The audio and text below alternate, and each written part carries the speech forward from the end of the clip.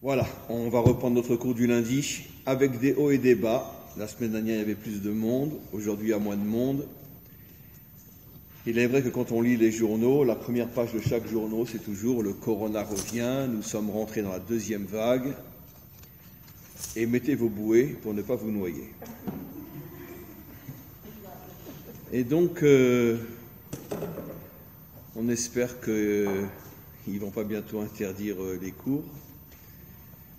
Mais bon, bref, en tout cas, merci à tous ceux qui sont là. Et ce cours est bien sûr à la mémoire de Monsieur et de Madame Cain. On est Parashat Balak, c'est une paracha qui est, à mon sens, une des plus sublimes de toute la Torah.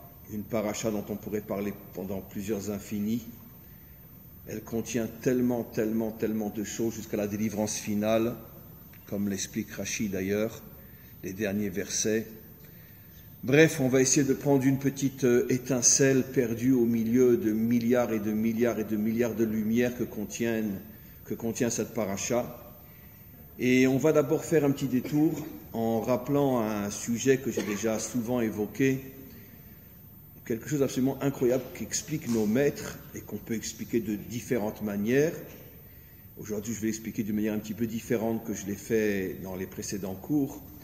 Au sujet donc de la création de l'homme, à la fin de la création de l'homme, à la fin du 6e jour, il est dit, à la différence des 5 premiers où à chaque fois le verset conclut en disant « Veine tov », Hachem a vu ce qu'il avait fait et il a vu que c'était bien. Mais au sujet du 6e jour, il est dit « Veine tov me'od ». C'est super bien, c'est très bien. Me'od veut dire très. Et nos maîtres ont une explication bouleversante en ce sens que tout le monde comprendra que on pourrait l'expliquer pendant des millénaires tellement cette explication est vraiment mystérieuse. Ils décomposent le verset Veine tov, virgule, me'od. Et ils disent Veine tov, zeyetzera tov, c'est le bon côté, le bon penchant, les forces positives qui sont dans l'homme et dans le monde, mais Od, c'est le mauvais côté, le mauvais penchant, les forces négatives qui sont dans le monde. Alors évidemment, vous pouvez imaginer qu'un tsunami de commentaires jusqu'à aujourd'hui, depuis plus de 2000 ans, se pose la question, mais qu'est-ce que ça veut dire? Tov Me'od, très bien, c'est le mauvais côté. Le bon côté s'appelle Tov, et le mauvais côté s'appelle Tov Me'od. Alors, une fois de plus, comme je le dis toujours, je fais souvent exprès de ramener ce genre d'enseignement pour qu'on se rende compte que les enseignements des maîtres d'Israël sont complètement codés, complètement voilés, et quel est, excusez-moi l'expression, mais quel est l'idiot qui va prendre cet enseignement au sérieux? Comment? Le très bien, c'est le mal. Alvaï qu'on ait du très bien dans le monde. À quoi nos maîtres font allusion? Alors, il y a bien sûr tellement d'explications possibles. Je vais en retenir une pour aujourd'hui. On va dire, il faut comprendre, je vais donner quelques exemples, que dans chaque chose dans ce monde, il y a le Tov. Il y a des tas de gens bien dans le monde. Mais des tas de gens bien dans le monde, ça ne suffit pas. Pour pouvoir vraiment faire avancer le monde, il faut quelque chose qui dépasse le bien, qui soit suprêmement bien. Donnons un exemple. Pour sortir d'Égypte, il fallait un Moshe. Il fallait pas quelqu'un de bien, il fallait quelqu'un de super bien.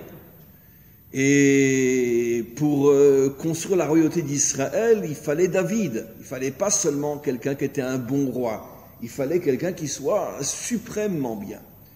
Et de la même manière, pour pouvoir sauver le monde, pour pouvoir faire le tikkun du monde, il faudra pas seulement quelqu'un de bien. Il faudra quelqu'un de suprêmement bien. Il faudra qui? Le Mashiach. D'accord. Vous connaissez la chanson en hébreu qui dit qu'à Mashiach afilu lo met alfen. Le Mashiach même pas il téléphone. C'est non seulement on même pas il téléphone. Ah, c'est une chanson super en hébreu. À Mashiach afilu lo met alfen. Même pas il téléphone. Donc quoi qu'il en soit, dans chaque chose, pour pouvoir avancer, il faut quelque chose de super bien. Parce que le bien ne suffit pas. Le bien, il entretient le monde pour que le monde ne sombre pas dans le mal. Heureusement qu'il y a des gens bien partout. Parmi les nations, ici en Israël, c'est eux qui permettent un certain équilibre que le monde ne sombre pas entre les mains des méchants. Mais le fait de maintenir le monde ne suffit pas encore pour le faire avancer. Pour le faire avancer, il faut que tout d'un coup se dévoile quelque chose de très fort, qui soit au-dessus de la normale, qui puisse faire avancer le monde. Et le plus fort de tous sera bien sûr le Mashiach. Maintenant, à quoi font allusion nos maîtres lorsqu'ils nous disent que le Yetzer Hara, il est au niveau du Tov Meod? Alors là, c'est exact ce que j'ai déjà expliqué, mais que je veux réexpliquer, comme on va le voir dans notre paracha. Le Yetzer Hara, les forces du mal font tout pour s'accaparer le super bien pour pas qu'il ne se dévoile. Ça veut dire qu'il s'accapare le super bien pour pas qu'il se dévoile. Cet enseignement est contenu dans un enseignement de nos maîtres qui est bouleversant, à en pleurer. Vous le savez, mais je ne sais pas si vous l'avez suffisamment bien compris, je voudrais réinsister aujourd'hui. Le premier qui attaque le monde, c'est qui? C'est le Nachash. Évidemment, n'imaginez pas que c'était un serpent, d'accord? C'est le nom qu'on lui donne, parce qu'il se comporte comme un serpent, il vient sans faire de bruit, etc. Donc on lui a donné le nom serpent. Nos maîtres disent que c'était une créature qui avait 2 jambes, 2 bras, etc. Il était même tellement beau, tellement séduisant qu'il est arrivé à séduire Chava. Donc c'était une créature, pas humaine dans le sens Bnei Adam, mais c'était une créature. On l'appelle le Nachash parce qu'il est venu comme le Nachash, sans faire de bruit. Et quand tu te rends compte que déjà qu'il t'entoure, c'est déjà trop tard. C'est ce qui s'est passé avec Chava. Mais Nachash, nos maîtres nous disent que c'est la même valeur numérique que le mot Mashiach. Et comment les maîtres du Sod des secrets expliquent quel rapport entre Nachash et Mashiach? Nos maîtres nous disent que le Nachash a capturé l'âme du Mashiach pour pas qu'elle se dévoile et sauve le monde. Ça veut dire que les clipotes, les forces impures, comme un kidnapping, comme la mafia qui kidnappe un enfant de milliardaire pour demander une rançon. Comme dans une guerre, on kidnappe des prisonniers jusqu'à aujourd'hui, nos pauvres 3 enfants qui sont toujours à Gaza, on kidnappe pour demander en échange quelque chose. Et donc, les forces du mal ont ce pouvoir de kidnapper des âmes de très très très haut niveau pour les empêcher de se dévoiler. Et nos maîtres nous expliquent que l'âme du Mashiach était prisonnière dans le Nachash. Et c'est pour ça que c'est la même valeur numérique.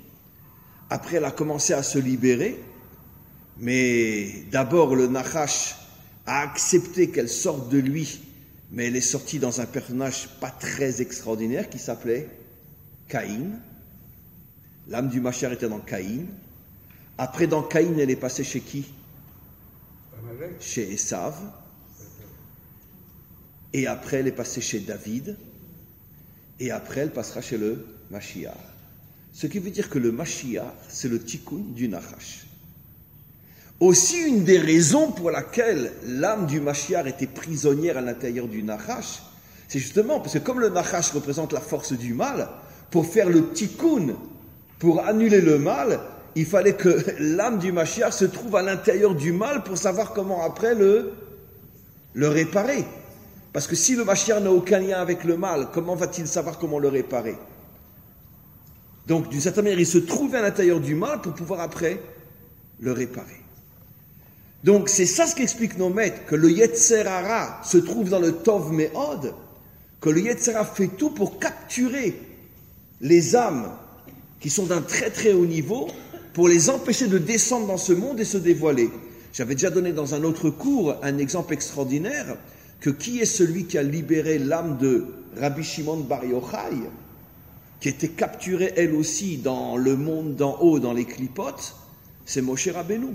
Quand il est monté chercher la Torah, il est parti en cachette pour aller libérer l'âme de Rabbi Shimon Bar Yochai, qui était depuis des millénaires capturée dans une prison spirituelle, et son âme n'arrivait pas à se libérer et à descendre dans ce monde. Et finalement, celui qui l'a libéré, qui a ouvert sa prison spirituelle, c'est Moshe Rabbeinu.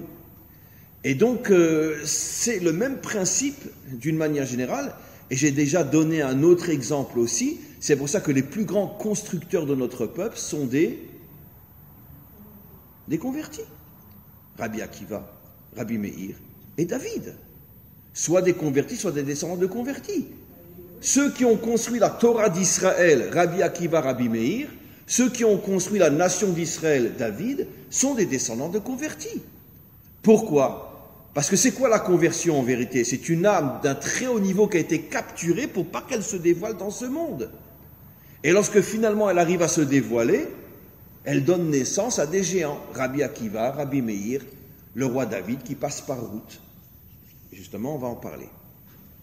Donc on a compris, encore une fois, pourquoi le Yetzer Hara se trouve là où il y a un très grand bien, parce que tout le combat du Yetzer Hara, c'est d'empêcher le dévoilement de ce qui est au-dessus de la norme. Le bien, il s'en fiche, mais le très bien, il l'attaque. Voilà. C'est pour ça que nos maîtres disent que plus un homme est grand, plus les forces du mal s'attaquent contre lui pour le faire tomber. Ça, c'est l'introduction. Maintenant, on va passer à Balak. Question évidente. Pourquoi Balak veut-il s'attaquer au peuple juif? Balak est le roi de Moab, bien qu'on va voir tout à l'heure qu'il vient de Midian. Rachi le dit explicitement. Il n'était pas moabite au départ, il venait de Midian. Mais pourquoi veut-il s'attaquer à Israël? Tous les peuples qui sont autour des 7 terres cananéennes savent que Israël revient pour reprendre sa terre, qui lui a été volée par les Cananéens. Moab n'a jamais fait de mal à Israël, en tout cas ne lui a pas pris sa terre. Donc pourquoi Moab, alors qu'on se serait attendu à ce que ce soit, je ne sais pas moi, les rois cananéens qui demandent à Bilam de venir maudire Israël? C'était normal. C'est tout à fait normal qu'ils veulent se défendre, même s'ils nous ont pris notre terre. Bon, ils l'ont pris à 500 ans. La génération qui est à cette époque-là n'est pas directement responsable de ce que leurs ancêtres ont fait 500 ans plus tôt. Donc, que ce soit les rois cananéens qui demandent à Bilam de venir maudire Israël, je comprends. Mais qu'est-ce qui lui prend à Balak?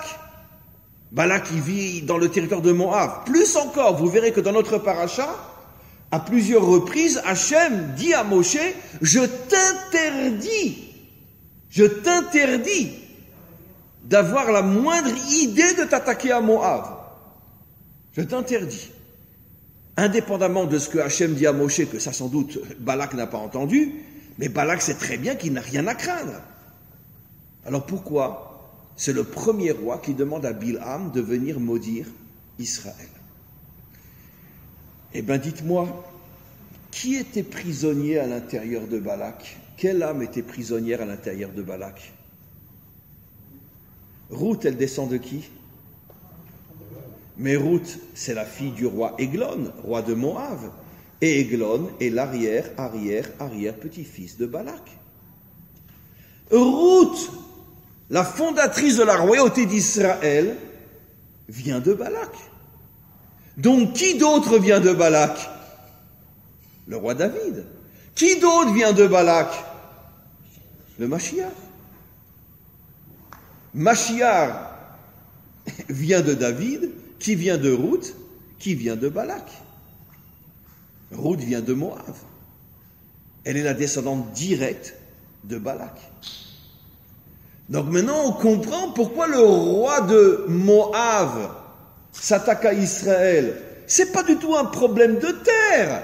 Lui, il a une vision qui va beaucoup, beaucoup plus loin, comme explique le Zohar. Il sait qu'en arrivant sur sa terre, ça c'est une notion que je vais beaucoup expliquer aujourd'hui, le peuple juif va devenir une nation. D'accord?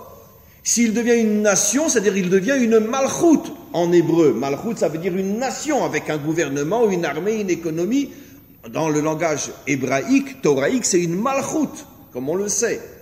Je ne traduis pas par royauté parce qu'on va penser à Louis XIV, mais une royauté, une malchoute. D'accord? Maintenant, pourquoi précisément toute la lignée messianique se trouve chez Balak? Parce que Balak représente la clipa, la force impure, qui veut empêcher le dévoilement de la royauté d'Hachem. C'est pour ça que toutes ces âmes sont prisonnières chez lui. Et pourquoi il s'attaque à Israël? C'est pour un problème de territoire. Il sait très bien que Israël, en tous les cas dans le contexte biblique, n'a strictement rien à faire du territoire de Moab. Mais Balak a une vision à beaucoup plus long terme. Il dit, si Israël s'installe sur sa terre, et si la royauté d'Israël commence à naître, alors automatiquement cette royauté va chercher sa force qui va amener le dévoilement d'Hachem dans le monde, qui est la royauté d'Israël, David Mashiach, et lui est là pour empêcher cette royauté de se dévoiler, puisqu'il contient prisonnière en lui toutes les âmes, Ruth, David, Mashiach. Donc c'est pour ça qu'il s'attaque à Israël. De là, qu'est-ce qu'on comprend? Et là, je vais l'affiner, vous allez voir, je vais l'amener dans un discours plus moderne. Qu'est-ce qu'on comprend de là? Ici, la Torah nous révèle un secret fabuleux, que je vais affiner dans le cours. D'accord? Ceux qui s'attaquent à Israël, en vérité, pourquoi ils s'attaquent à Israël? Pour empêcher Israël d'accomplir sa mission. C'est ça le fondement de l'antisémitisme. Je ne parle pas des idiots qui sont dans la rue et qui disent c'est les Juifs qui ont envoyé le Corona dans le monde entier. D'accord? Je ne parle pas de ça. Je parle de l'antisémitisme parce qu'eux-mêmes ne se rendent pas compte qu'ils sont en vérité manipulés par des forces obscures et cachées qui sont derrière tous ces manifestants dans les rues. Ils ne s'en rendent même pas compte. D'accord? Mais en vérité, toutes ces forces obscures qui ont inventé l'antisémitisme depuis des millénaires sont là uniquement pour empêcher Israël de réaliser sa mission. Et l'un des moyens, c'est d'introduire à l'intérieur du peuple juif des soi-disant juifs qui nous détruisent de l'intérieur parce qu'ils nous salissent de l'intérieur, comme ce fameux, dont j'ai cité tout à l'heure, je ne dis pas son nom parce que riche comme il est, il pourrait m'attaquer, mais ils l'introduisent dans notre peuple pour nous salir de l'intérieur, pour dire regardez les youpins, vous vous rendez compte l'ordure qu'ils ont chez eux. Et en vérité, c'est eux qui les ont introduits chez nous, mais les peuples ne le savent pas. Où c'est marqué ce que je dis? Je ne dis jamais rien de moi. Jamais, jamais. Tous mes mots sont dans la Torah. Rashi explicite à la sortie d'Égypte. Parchat Bo. Rashi dit que dès que les Juifs sont sortis d'Égypte, Pharaon a introduit dans le peuple juif des gens à lui, des agents secrets, dont la mission était de pourrir Israël de l'intérieur, pour lui faire une mauvaise image. Et grâce à Dieu, on en a dans chaque génération des pourritures qui font tout pour donner une image mauvaise d'Israël, pour renforcer l'antisémitisme. Donc, ça, c'est ce qui s'est donc passé. On comprend de là que pourquoi Balak s'attaque à Israël pour empêcher Israël de réaliser sa mission à long terme. Ça n'a rien à voir avec le fait qu'il avait peur qu'on lui prenne son territoire. Ça veut dire que les grands, vrais antisémites ont une vision à très long terme du rôle final d'Israël. Maintenant, regardez. Nos maîtres vont beaucoup plus loin. Rashi dit que Balak, en vérité, n'était pas un Moabite. Il était né où? Il avait grandi où? Midian. Midian, c'est un pays qui était à la frontière de... Midian, ça correspond aujourd'hui à Médine, c'est l'Arabie Saoudite, donc juste à côté de la Jordanie, qui est le Moab d'aujourd'hui. D'accord? En vérité, la Jordanie a été créée par les Anglais en piquant un morceau de terre à l'Arabie Saoudite, comme les Français ont piqué un morceau de terre à la Syrie et ont créé le Liban comme on le sait. Mais eux, ils ont le droit. Mais nous, revenir en Judée-Samarie, ça c'est interdit.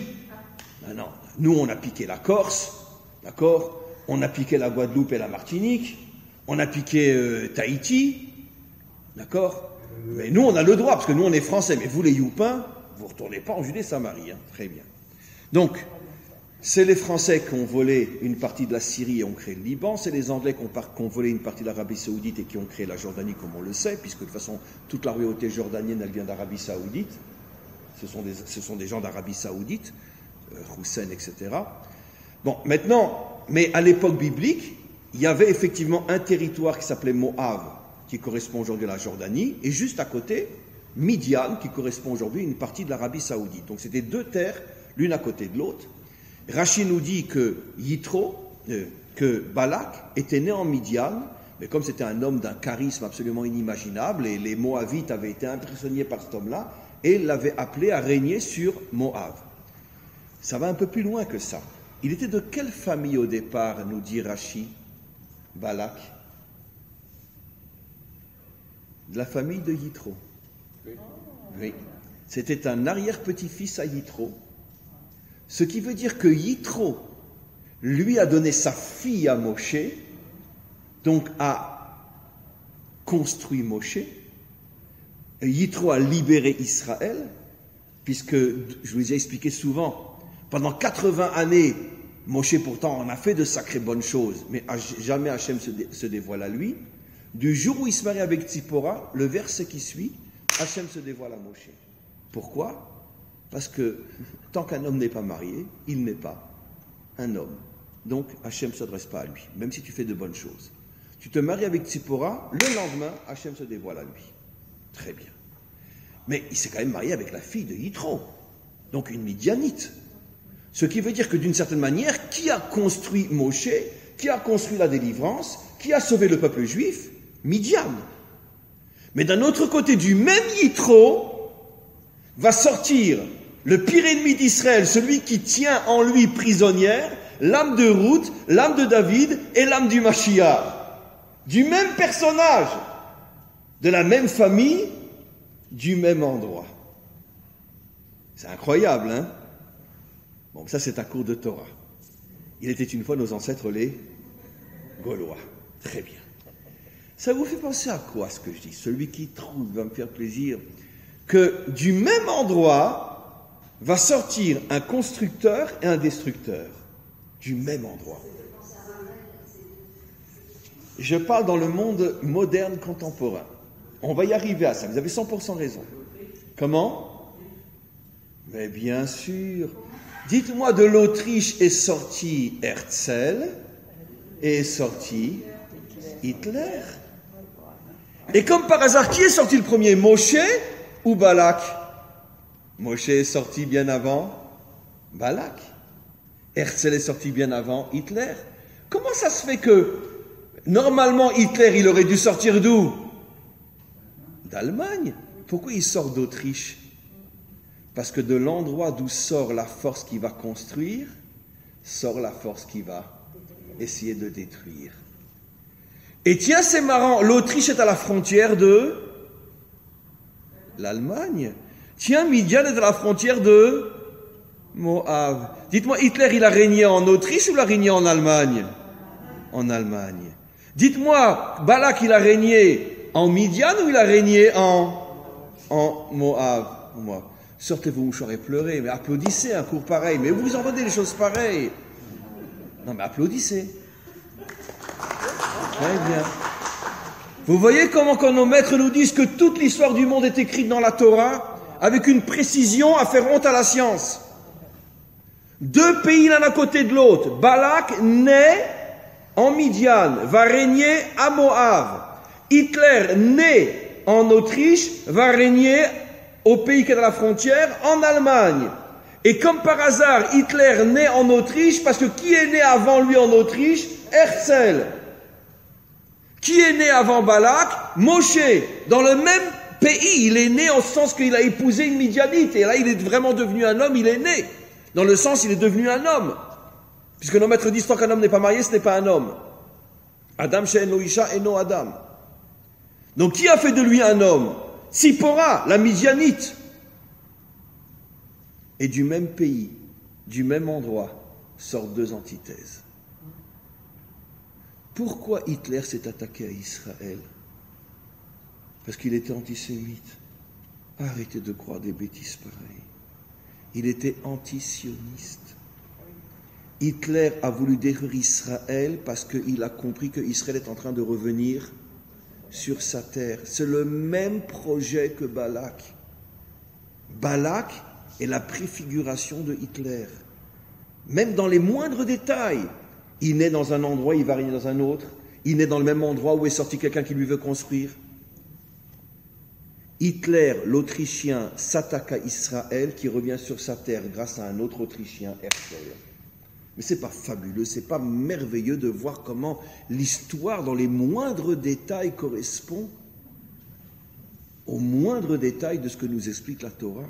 Mais c'est fabuleux, c'est fou. Des fois on a envie de dire à Hachem, cache-toi un petit peu, c'est trop visible. Tu vas nous enlever notre libre arbitre. Tellement ça devient visible. Vous comprenez? C'est incroyable. Donc qu'est-ce qu'on comprend de là, mes amis? On comprend de là que, encore une fois, la véritable, vraie raison de la Shoah, c'est parce que on était, quand elle s'est terminée, à 3 ans de renaître sur notre terre. En 1945, on ouvre les portes de Auschwitz. En 48, on danse dans les rues de Tel Aviv. Comment? Oui, mais c'est ce que Balak a voulu faire. Il a voulu maudire Israël. Sauf que là, bon, à cette époque-là, on avait Moshe. Comme à l'époque de Haman, on avait Mordechai. Malheureusement, à l'époque de la Shoah, on n'avait personne comme Moshe, personne comme Mordechai, qui a pu transformer, malheureusement, l'envie de nous détruire en... Voilà. Mais, bon, bien que sachez qu'un an ou 2 ans près, c'était pratiquement fini pour nous, hein, parce que les Allemands avaient les V1 et les V2, qu'ils s'apprêtaient à envoyer sur l'Amérique, donc empêcher le débarquement.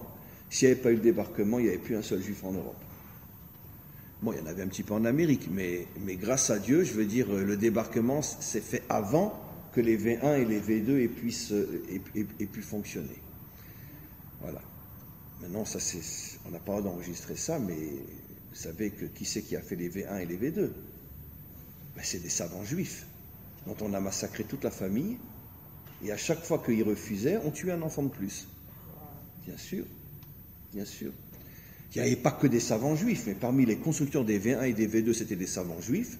Les Allemands avaient pris toute la famille avec, et tu vas faire un V1, un V2, ça va pas, non? Paf!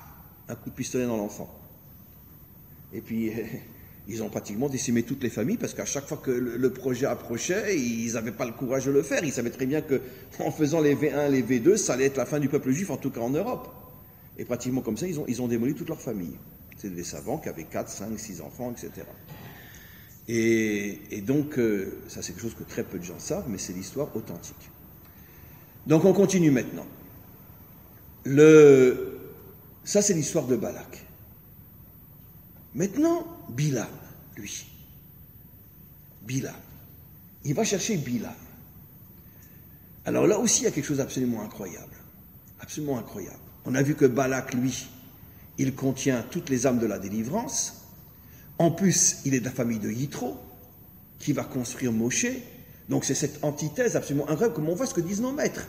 Zelou Matzé, là où il y a un grand bien, il y a un grand mal. Revenons maintenant à Bilam. Je l'avais déjà expliqué dans différents cours. Bilam, c'est le Gilgul, la réincarnation de quelle âme? Il vient de qui, Bilam? Un personnage tristement célèbre, dont on parle en une phrase tristement célèbre dans la Haggadah. Bikesh la akor et akol, il a tout voulu détruire. Lavan. Bilam est le Gilgul de Lavan, bien sûr. Bilam est le Gilgul de Lavan, j'ai expliqué encore plus profondément. Et tiens, comme par hasard, Lavan, il ressemble drôlement à Balak, lui. Qu'est-ce qui tenait prisonnier chez lui, Lavan? Les âmes de qui? Enfin, les personnages, quels personnages? Ben, les fondatrices du peuple juif. Mais qu'est-ce qu'elles fichent là-bas? Qu'est-ce que Léa et Rachel font chez Lavan? Mais c'est toujours le même principe, mes amis. C'est plus scientifique que la science. Le mal fait tout pour capturer ceux qui sont censés construire Israël. C'est comme ça. Et dites-moi, il a vraiment tout fait pour décourager Yaakov de se marier avec ses filles. Yaakov, c'était qui par rapport à Lavan?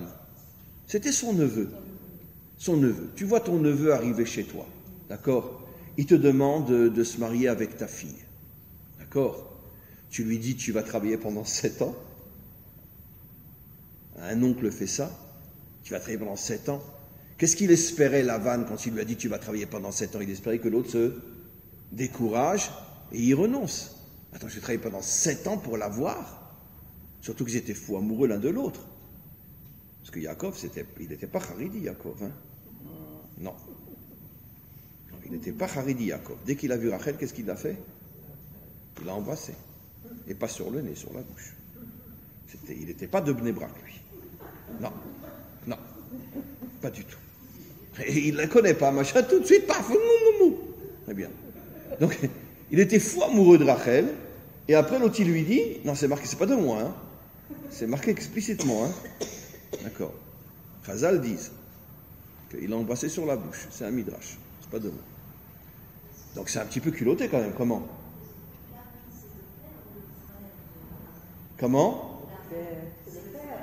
Oui, Lavan, excusez-moi. Non, Lavan, c'est le père de Rachel et Léa, bien sûr. Non, Lavan est le frère de Rivka. Et Bethuel était le père de Rivka. Ça avait déjà commencé avec Rivka, en vérité. Mais là, je parle, c'est encore plus visible avec le père et les filles. D'accord? Donc, il lui dit, alors qu'il sait qu'ils sont fous amoureux l'un de l'autre, pendant 7 ans, tu ne la touches pas. Il avait mis une armée de garde du corps devant Rachel, il ne pouvait même pas l'approcher. Pendant 7 ans! Et enfin, le jour arrive. Et qu'est-ce qu'il lui fait? Il lui envoie Léa. Il s'est dit, il va me claquer la porte, il va partir, il va me foutre la paix, et comme ça, il n'aura pas mes 2 filles. Et la preuve qu'il ne veut pas lui donner ses 2 filles, c'est que quand il est parti avec ses 2 filles, qu'est-ce qu'il a fait? Il a poursuivi. Il a voulu lui reprendre. Heureusement que Hachem s'est révélé à lui dans un rêve. Il lui a dit, si tu touches à Yaakov, gare à toi. Et il a eu peur. Mais son intention était de reprendre les filles. Qu'est-ce qu'il va lui dire à Yaakov? Tes femmes sont mes filles. Tes enfants sont mes enfants. Un verset explicite. Ça veut dire, tout ce que tu as est à moi. Mais heureusement que ton Dieu m'a parlé pendant que je dormais. Il m'a fait peur et bon, je te les laisse. Mais t'inquiète pas, j'aurai ta peau plus tard. Je vais revenir dans le personnage de Bilham. Donc, lui aussi, Lavan fait tout pour empêcher le peuple juif de naître. Balak va tout faire pour empêcher le peuple juif de devenir une nation. Mais avant lui, Lavan avait tout fait pour empêcher le peuple juif de naître.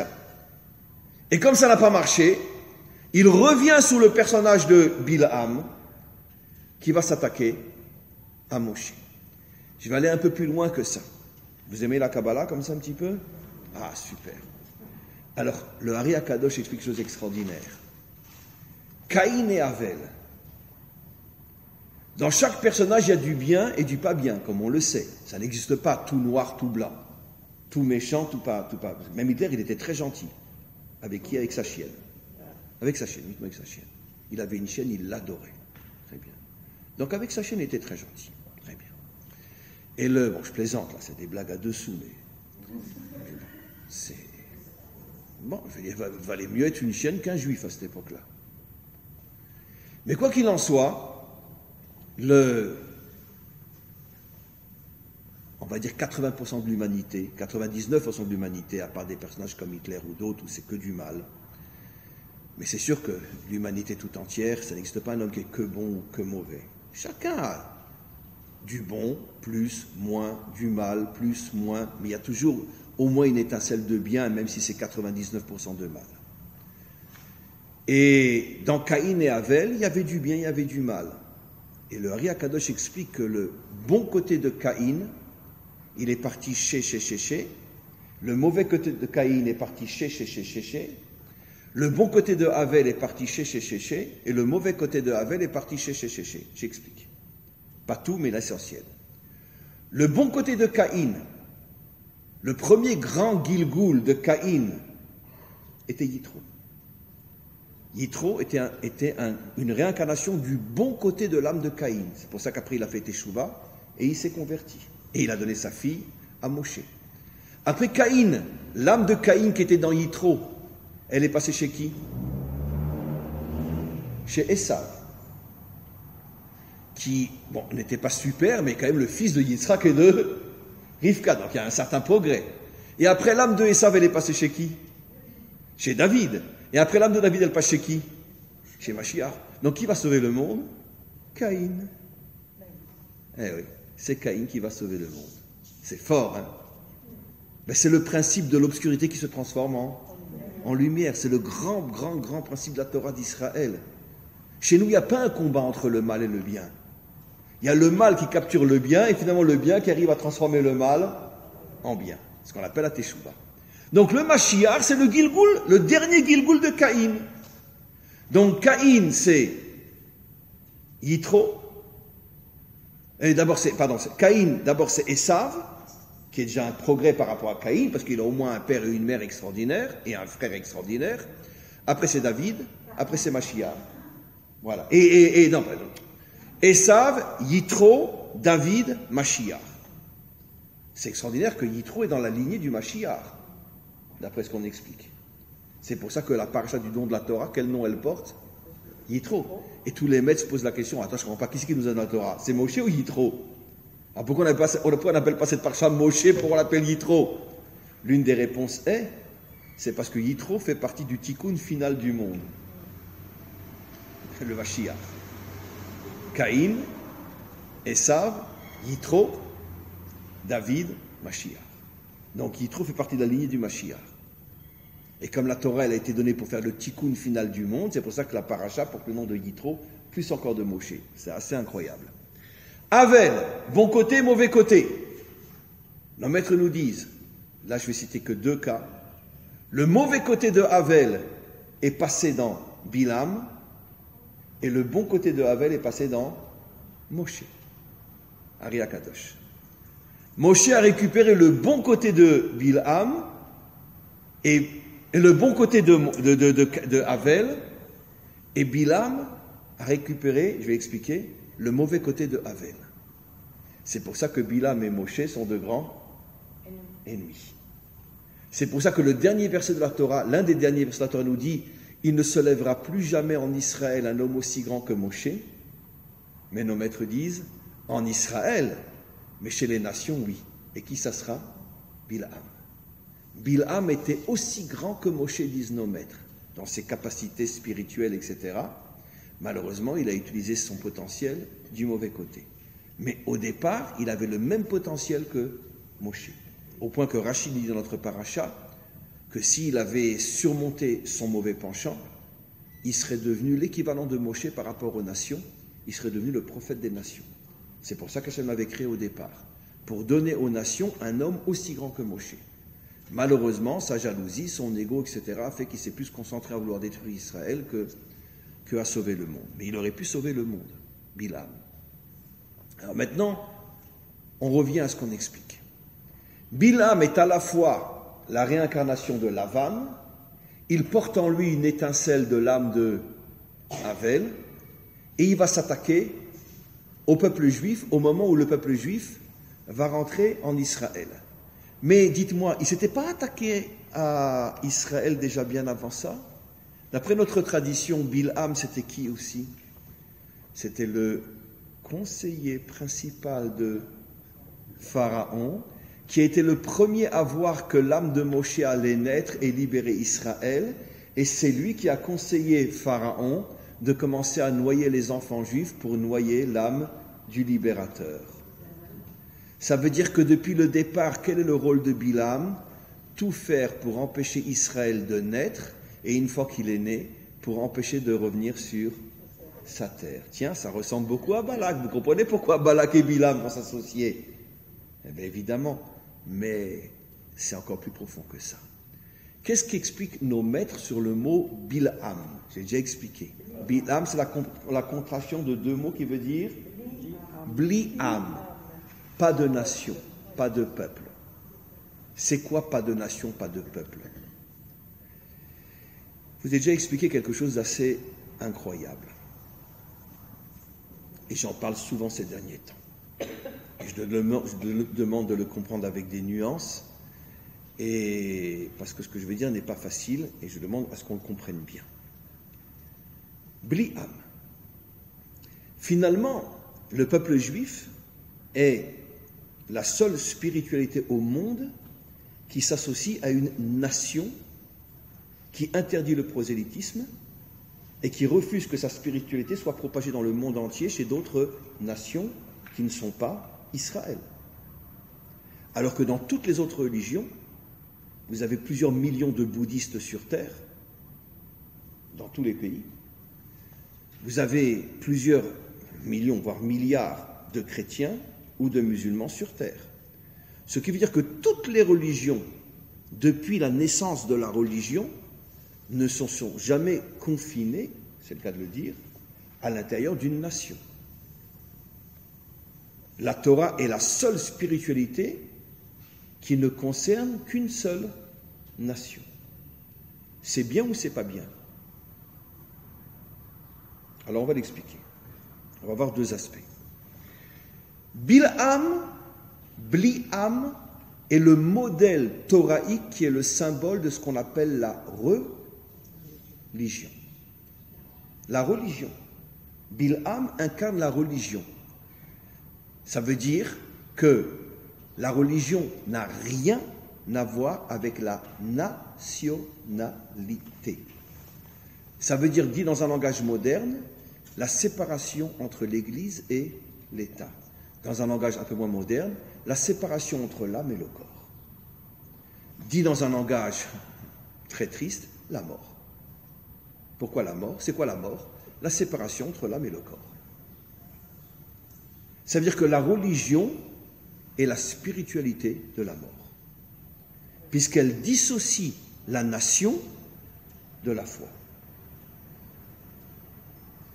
D'un côté, les gens croient que c'est très bien. Mais attends, je peux être américain et musulman, je peux être chinois, il y en a, et musulman, je peux être russe et musulman, je peux être israélien et musulman, je peux être belge et musulman, pareil pour toutes les autres religions.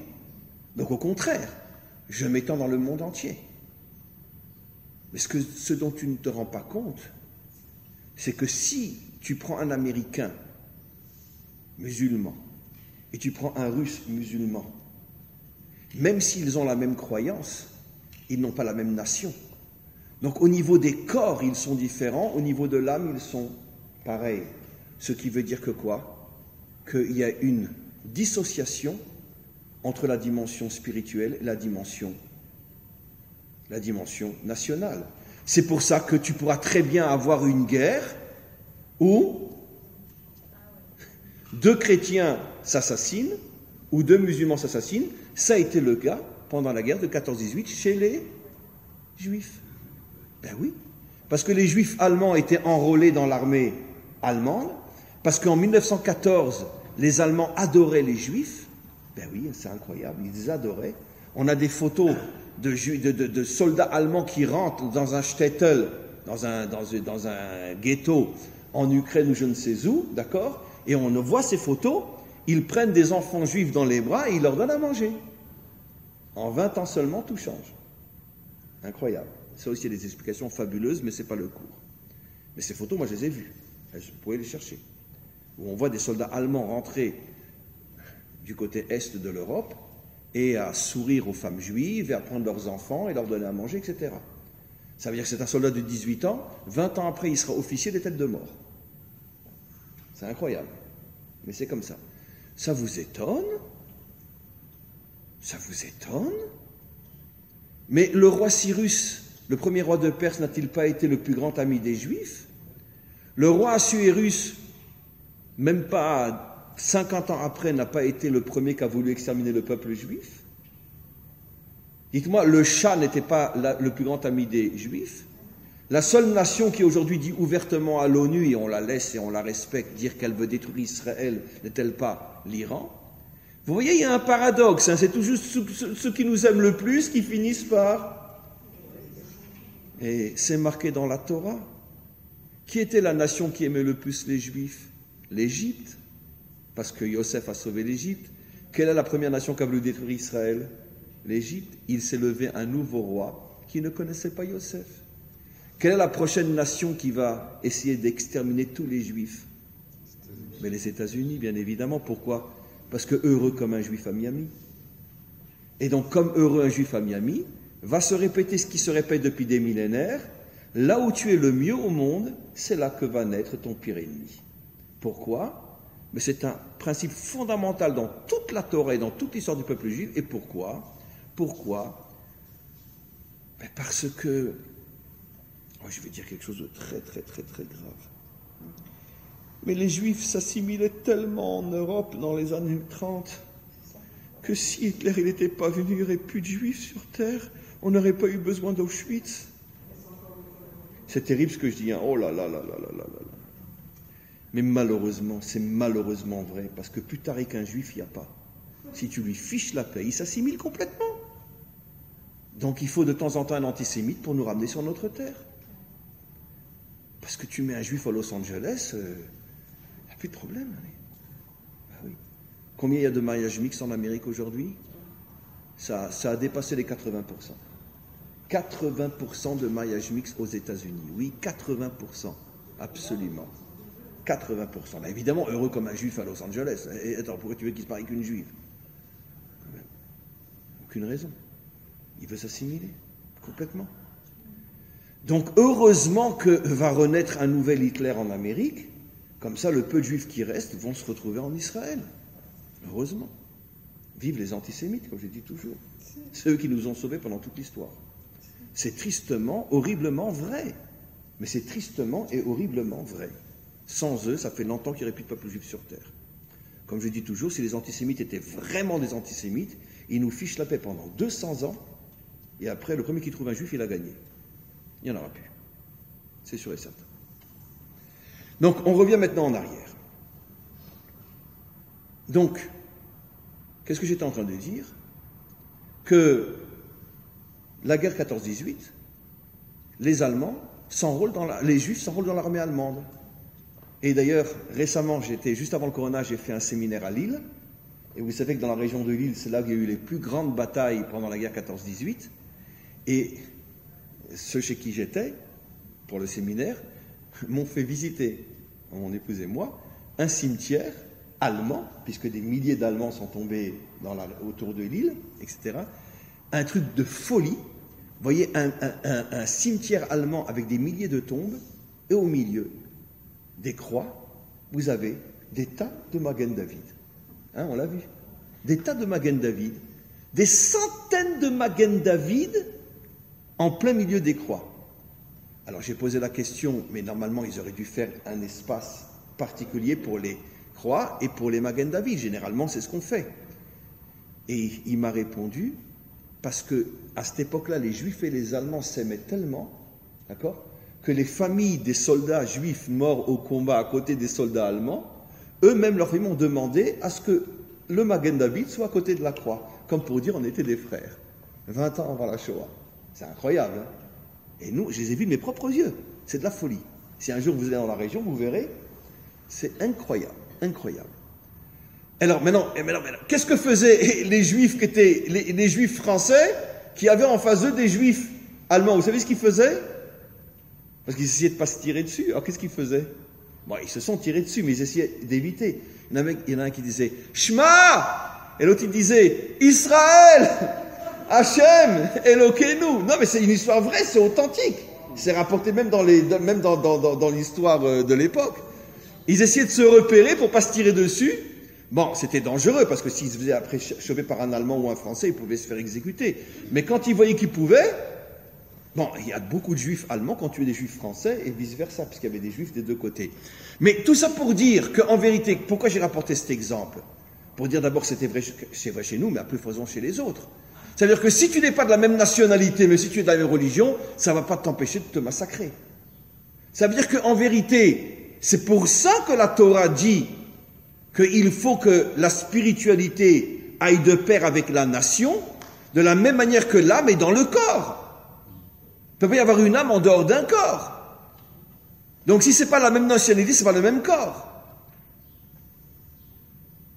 Maintenant, on comprend quel était le grand combat de Biliam contre Moshe. Lui, c'est le modèle fondateur de la religion. Ça veut dire, comme nous dit Rashi, ses enseignements spirituels, il les enseignait à tous les rois du Proche-Orient. Parce que lui est le premier qui a fondé la notion d'une spiritualité qui est au-dessus des limites de la nation. Maintenant, encore une fois, quel est le danger de la religion, y compris le judaïsme, qui est une religion qui n'a rien à voir avec la Torah, puisque je peux être un juif américain ou un juif français, dans ce cas-là, qu'est-ce qui nous unit? Le judaïsme, la religion juive, mais pas la nationalité. Et donc, quel est le danger de la religion? C'est qu'elle sépare l'identité nationale de l'identité spirituelle, elle sépare l'âme et le corps. Et la séparation de l'âme et le corps amène à la séparation entre l'Église et l'État, ou la séparation entre la synagogue et l'État. Ça veut dire finalement un monde dans lequel on n'arrive pas à unir l'âme et le corps. On n'arrive pas à unir Dieu et son monde. Maintenant, vous comprenez pourquoi le mauvais côté de Havel, c'était Bilham, qui est la religion. C'est quoi Havel? Ça veut dire quoi Havel en hébreu? Hevel Avalim. Tout est vain et vanité. On l'a déjà expliqué dans de nombreux cours. Caïn avait choisi le monde matériel. Et à chaque fois qu'il revenait le soir, après une journée de travail laboureux, qu'est-ce que lui disait Avel? Qu'est-ce que tu t'occupes de ce monde matériel? Ce monde matériel, c'est que vanité, c'est rien, c'est la matière, fais comme moi, sois un homme spirituel. La religion, la mort. Pourquoi? Le Mashiach, il sort de Havel ou il sort de Caïn? Il sort de Caïn. Il ne sort pas de Havel. Non. La religion est l'ennemi de la délivrance. Parce que la religion, elle tourne le dos au monde. Et ce que Hachem veut, c'est qu'on sauve ce monde. Qu'on dévoile toute la lumière qui est cachée dans ce monde. Et vous savez ce que disent nos maîtres, j'ai enseigné des milliers de fois. Le fameux Or Aganouz, la lumière cachée du premier jour, où Hachem l'a cachée? Dans la matière. C'est pour ça que nos maîtres nous disent que le Mashiach viendra sur un âne. Pas parce qu'il n'a pas les moyens de se payer une Ferrari. Mais non. Et parce que comment on dit âne en hébreu? Chamor, qui est la racine du mot chomer, la matière. Le Mashiach, il va dévoiler toute la lumière qu'il y a dans le monde matériel. Et il va nous dévoiler que dans le monde matériel, il y a encore plus de lumière que dans le monde spirituel. Mais qu'est-ce qu'elle fait, la religion? Elle n'arrête pas de cracher sur le monde matériel.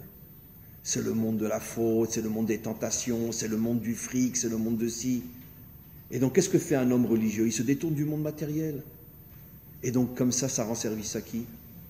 Au diable, qui se dit, tant que les religieux sont détournés de ce monde, il n'y a aucun risque que personne ne le répare.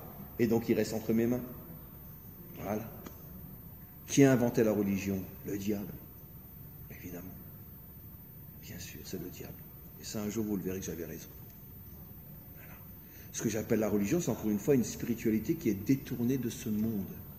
Alors bien sûr qu'il y a des nuances énormes dans toutes les religions, bien évidemment.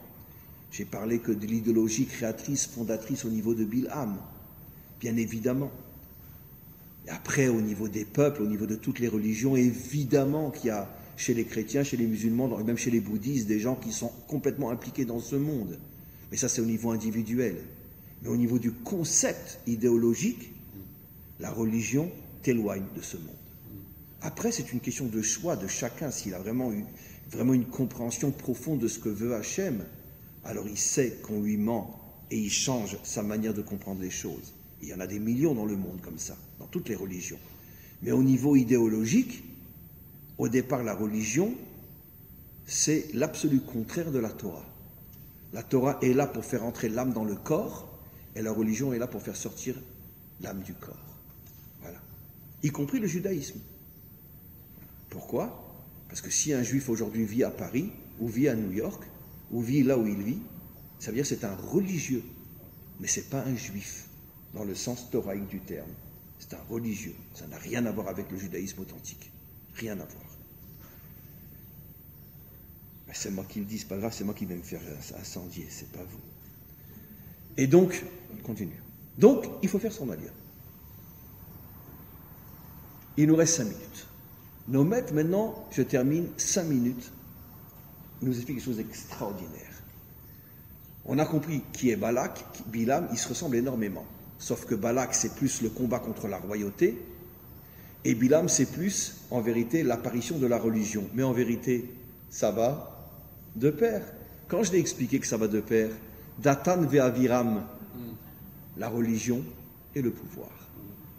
Donc c'est pour ça que Balak et Bilam s'unissent, parce que Balak représente le pouvoir et Bilam représente la religion. La religion est toujours au service du pouvoir. Pourquoi? Parce que la religion nous endort et le pouvoir continue à s'en mettre plein les poches. D'accord? C'est pour ça qu'en Israël, ne votez jamais, jamais, jamais, jamais pour les partis religieux qui sont à la Knesset. Car ils sont à la solde du pouvoir.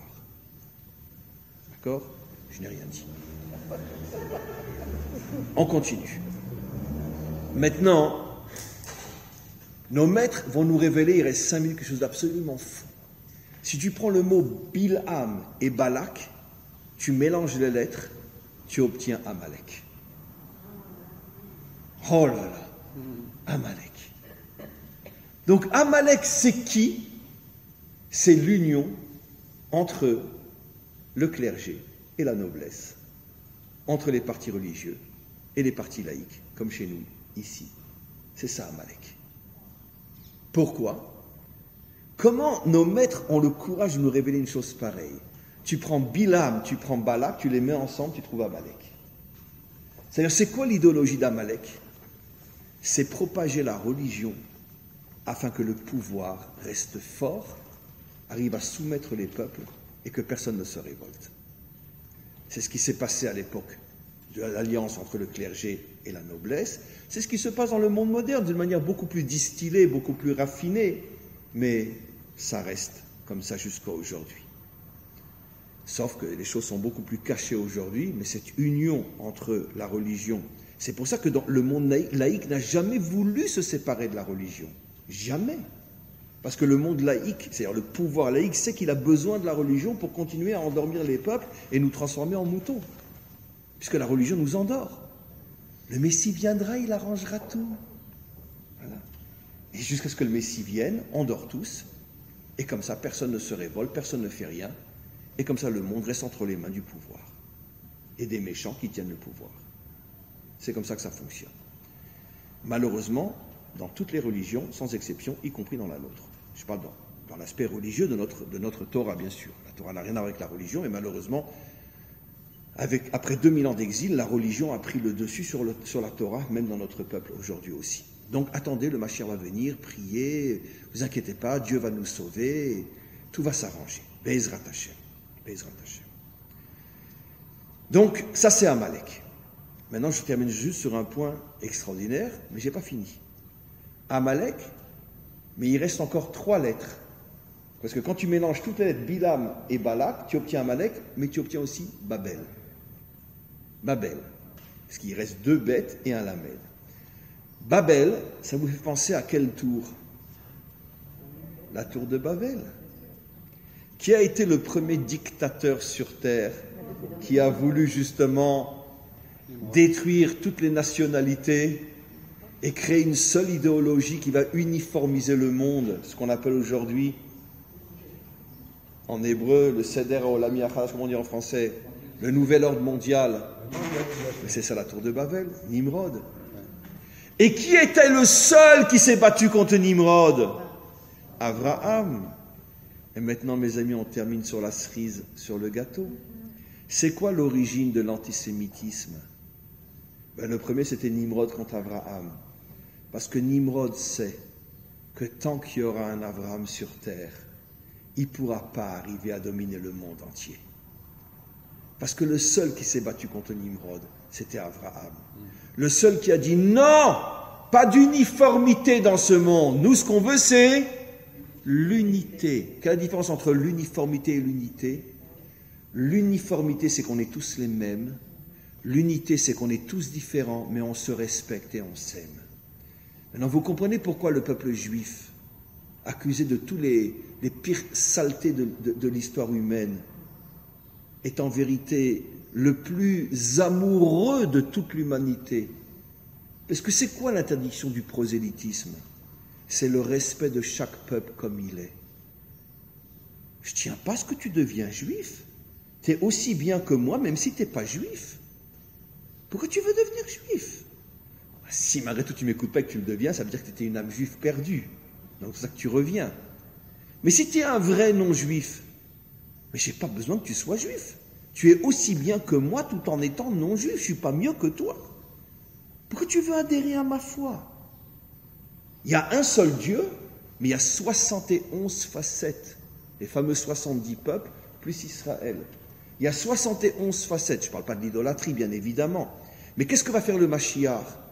C'est qu'il va dévoiler à chaque nation sa manière à elle spécifique de servir Dieu. Mais chaque nation aura sa manière à elle de servir Hachem. Et on se rendra compte qu'en vérité, on était 71 morceaux de puzzle. Et quand on va être tous réunis avec ces 71 manières de servir Dieu, on aura la grande image d'une humanité qui se respecte, qui s'aime, qui se comprend, et que chacun comprend qu'il a un rôle spécifique, mais que personne n'est meilleur que l'autre. Voilà. C'est pour ça que nos maîtres nous disent que quand Hachem il a proposé la Torah à Israël, Il l'a proposé à l'humanité tout entière. Ça veut dire quoi, proposer à l'humanité tout entière? Mais quoi, il devait avoir la Torah? Mais oui. Mais de là, on comprend qu'il y a 70 facettes de la Torah qui sont jusqu'à aujourd'hui cachées et qui se dévoileront à l'époque du Mashiach, où la Torah va dévoiler 70 facettes nouvelles. Pour l'instant, nous, on n'a reçu que notre facette à nous, qui est la Torah d'Israël. Va se dévoiler 70 facettes nouvelles, et on arrête parce qu'une fois de plus, on a l'alarme qui sonne une demi-heure à l'avance. Merci. Voilà.